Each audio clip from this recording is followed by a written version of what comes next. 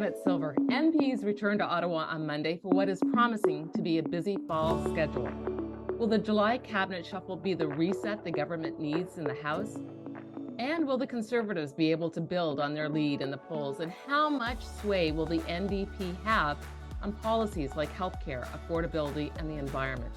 Joining me are two experienced political operatives and my colleagues here at Syntax, Jake Enwright and Jon Dugal.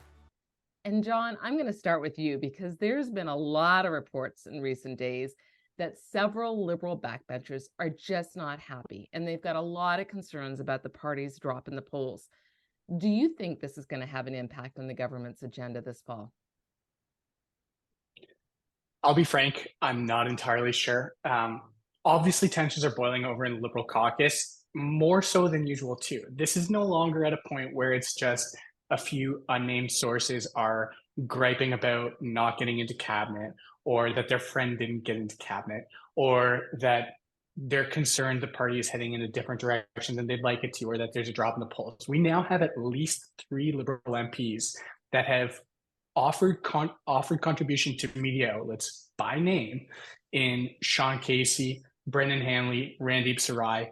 Actually, a fourth, Ken McDonald, has just popped into my mind. At least 4 Liberal MPs at this point, as we record this, have offered comments on the record regarding the state of the party, the recent downturn in polls, or any of the associated issues going on here, and the need for the government to refocus its efforts this fall.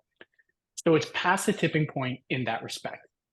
And I want to say this is going to impact the legislative agenda for the fall, that the government will get its head on track, let's say, and really kind of nail into this whole affordability issue, really nail into the housing issue. And we know these pieces are coming. For example, we know that the infrastructure, the Canada Infrastructure Program, as it were, is going to be coming this fall. That's been long hinted at by both the Prime Minister and successive housing ministers and infrastructure ministers, that this package is coming. We have inclinations that the infrastructure program this fall is going to be heavily targeted at housing.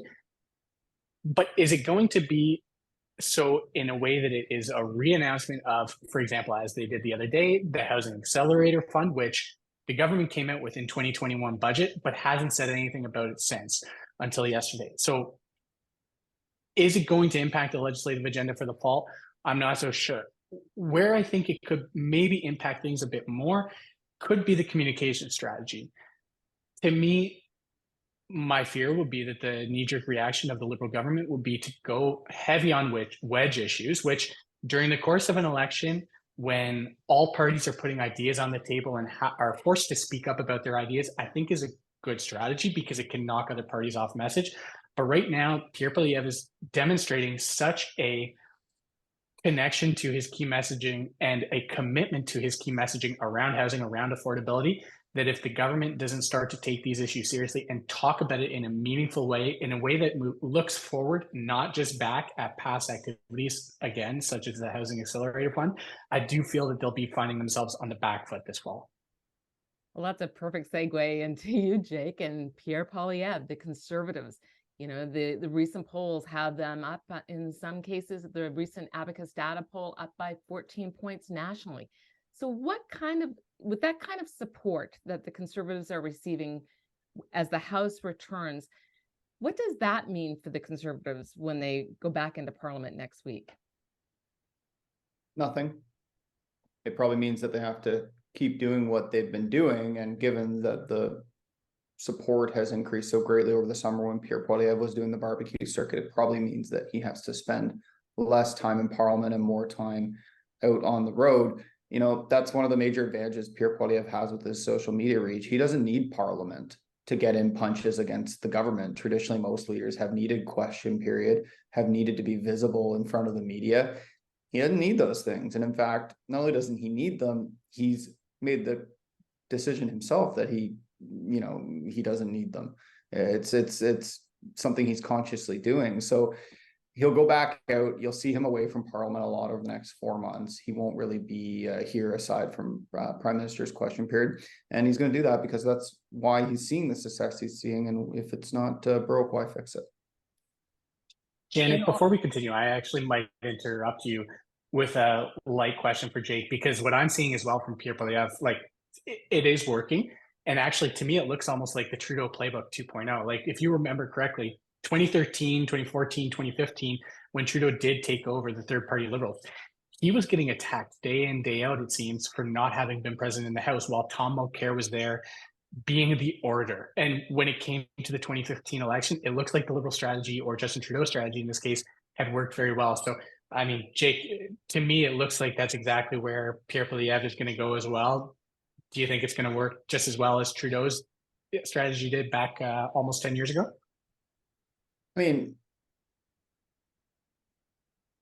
it will work insofar as the general approach won't hurt Pierre Poilievre as it didn't hurt Trudeau. Nobody cares. Canadians don't care if people are in Parliament.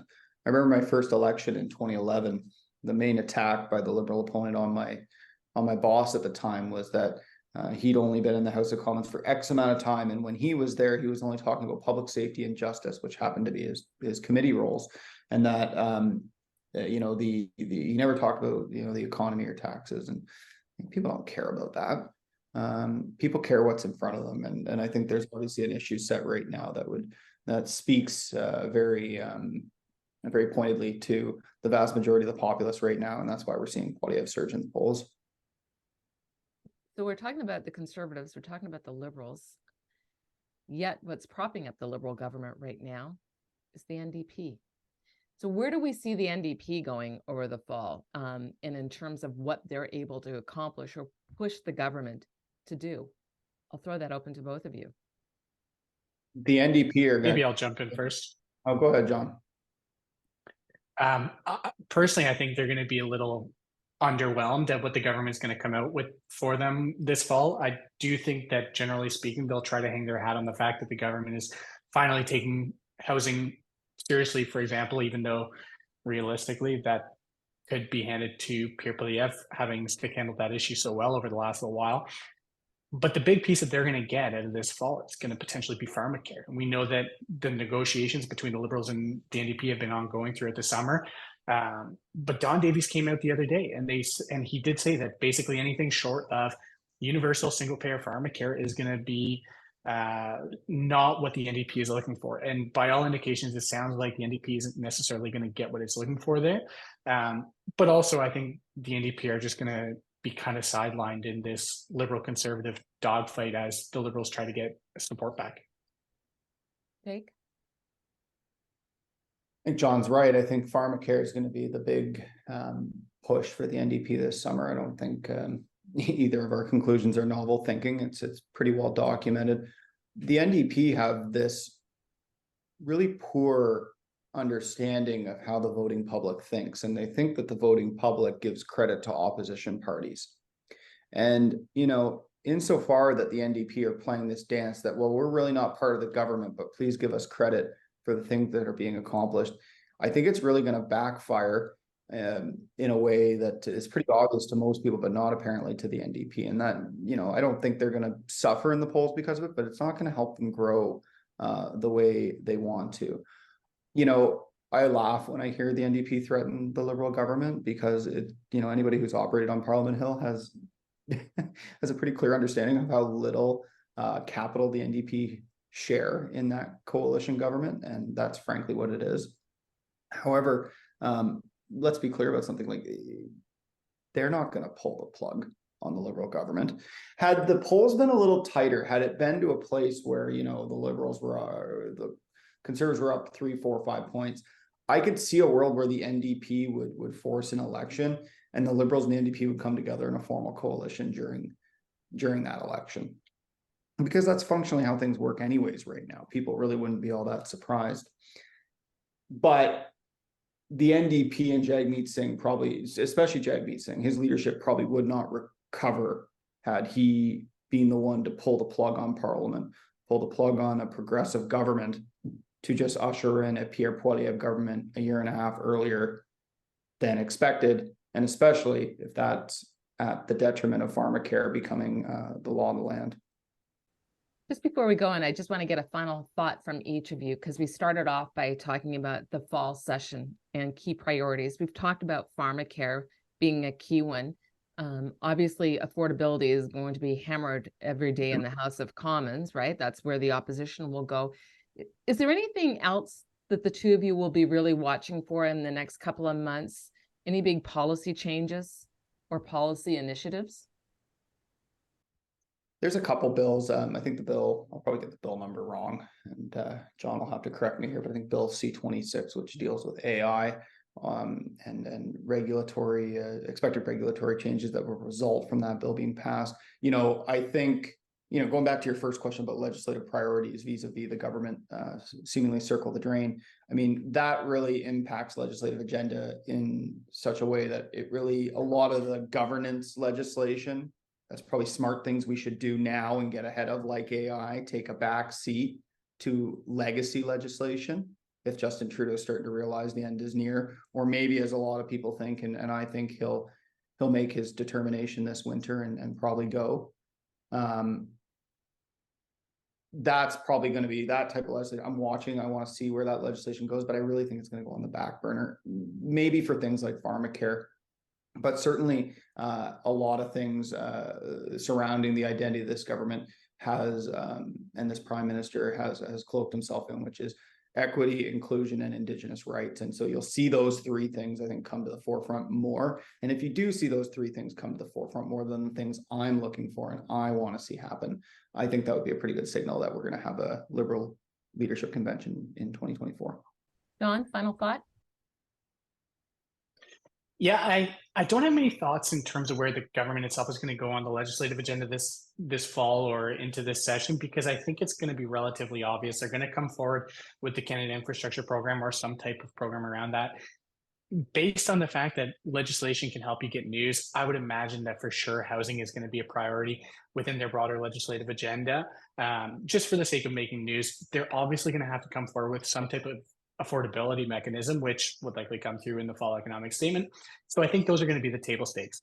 But what could really potentially trip the government up, not so much right now, but maybe over the long term, even though the politics plays well in Quebec, is, and again, similar to Jake, I might get the number wrong, but still Bill C-281, which is in the Senate right now, which was put forward by the Bloc to support supply management.